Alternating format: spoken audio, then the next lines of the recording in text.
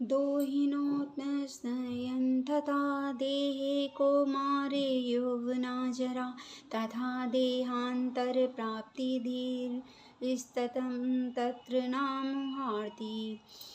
जिस प्रकार शरीरधारी आत्मा इस वर्तमान शरीर में बाल्यावस्था से तरुणावस्था में और फिर वृद्धावस्था में निरंतर अग्रसर होती रहती है, उसी प्रकार मृत्यु होने पर आत्मा दूसरे शरीर में चली जाती है।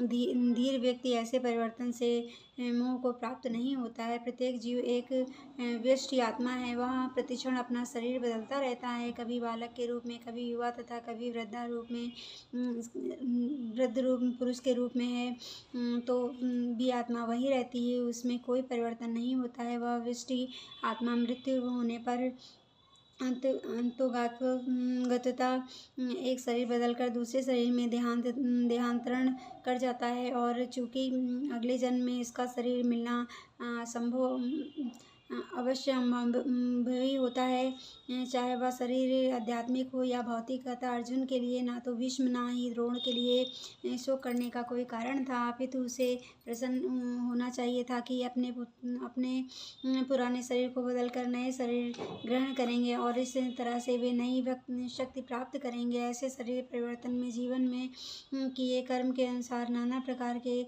सुखों भोग का या कष्टों का लेखा हो जाता है।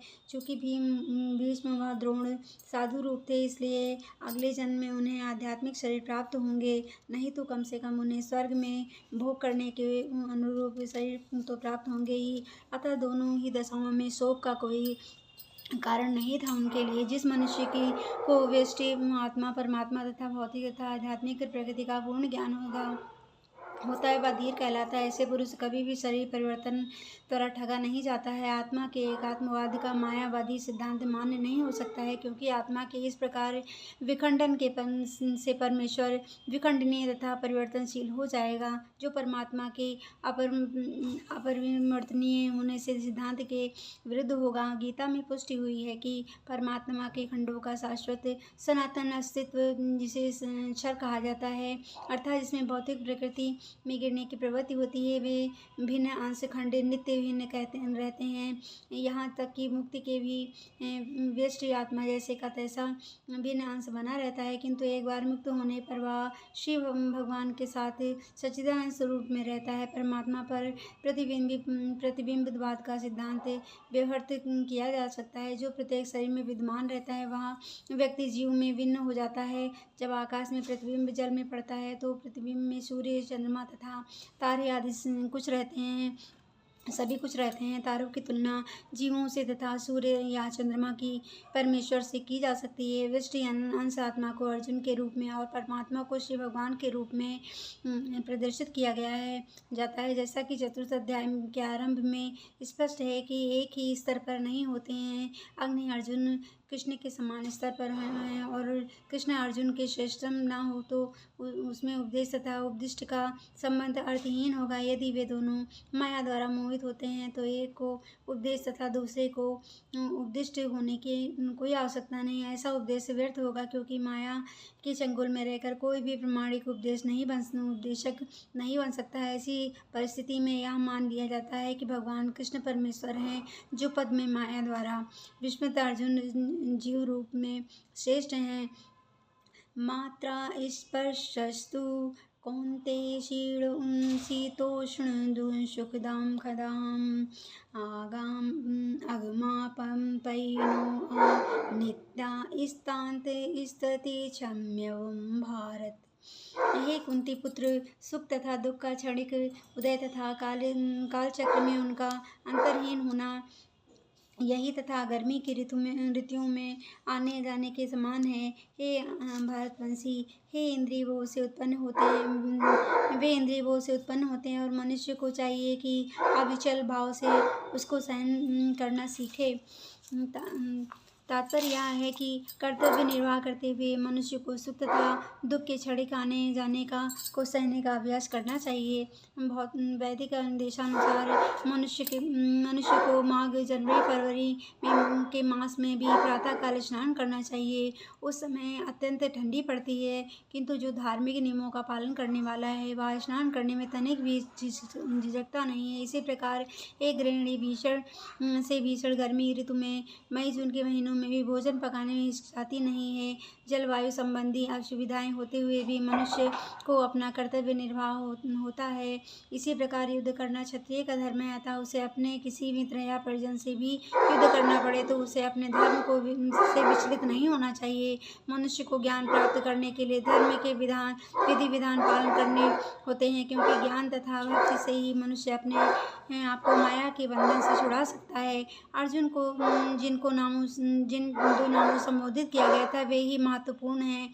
कौन्तेय कहकर संबोधित करने से यह प्रकट होता है कि वह अपनी माता की ओर मातृकुल से संबंधित हैं और भारत कहते हैं कि उनके पिता की ओर पितृकुल से संबंधित प्रकट होता है कि उन दोनों ओर से उनको महान विरासत प्राप्त है। महान विरासत प्राप्त होने के फलस्वरूप कर्तव्य निर्वाह का उत्तरदायित्व आ पड़ता है। अतः अर्जुन युद्ध से विमुख नहीं हो सकता है। या ही न व्यर्थ्यन्ते तेत पुरुषं पुरुषार्थं समुदुख सुखम धीरे सोहामृत्युर्वाये कल्पते। हे पुरुष श्रेष्ठ अर्जुन, जो पुरुष सुख तथा दुख में विचलित नहीं होता है और इन दोनों में समभाव रहता है वह निश्चित रूप से मुक्ति के योग्य है। जो व्यक्ति आत्म साक्षात्कार की उच्च अवस्था प्राप्त करने के लिए दृढ़ प्रतिज्ञ हैं और सुख तथा दुख के प्रहारों को संभाव से सह सकते हैं, वह निश्चय ही मुक्ति के योग्य हैं।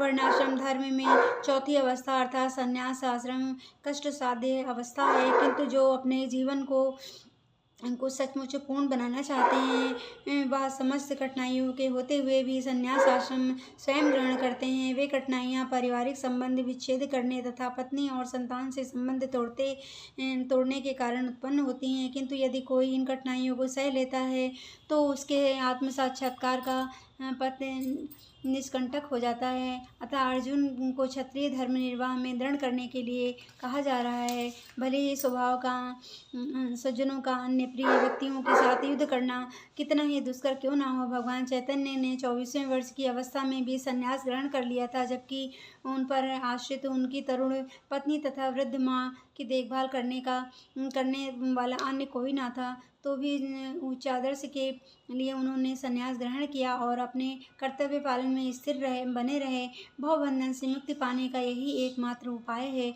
नस्तु विद्यते भावो न भावो विद्यते शता उभयोरपि दृष्टोऽन्त स्तुवनयोस्त तत्वदाभीशो तान्दाशिर्वा।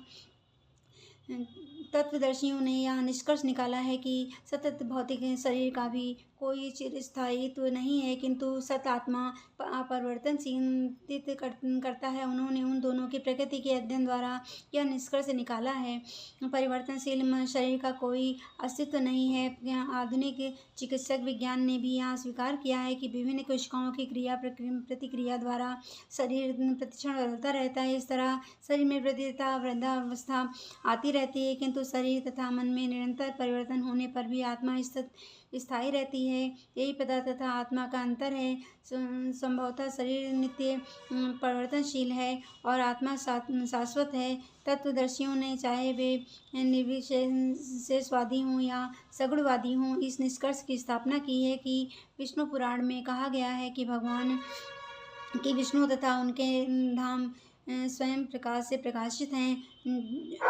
ज्योतिषानि विष्णुगुणानि विष्णुआ सत तथा सत शब्द आत्मा तथा भौतिक पदार्थ के ही घोतक हैं। सभी तत्वदर्शियों की यह स्थापना है। यहीं से भगवान द्वारा अज्ञान से मोहग्रस्त जीवों को उपदेश देने का शुभारंभ होता है। अज्ञान को हटाने के लिए आराधक और आराध्य के बीच पुनः शाश्वत संबंध स्थापित करना होता है और फिर अंश रूप जीवों तथा श्री भगवान के अंतर को समझना होता है। कोई भी व्यक्ति आत्मा के अध्ययन द्वारा परमेश्वर के स्वभाव को समझ सकता है।